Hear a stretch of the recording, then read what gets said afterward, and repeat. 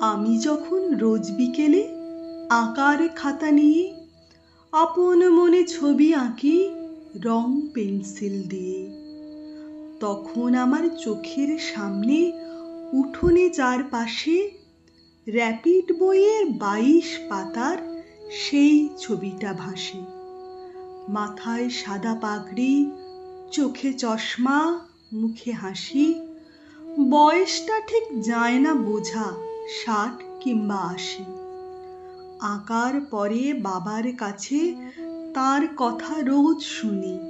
লেখাপড়ায় তিনি ছিলেন জগৎ সেরা গুণী। যার নামেতে, যার কথাতে লুকিয়ে আছে জাদু, তিনিই হলেন সর্বপল্লী রাধা কৃষ্ণান দাদু।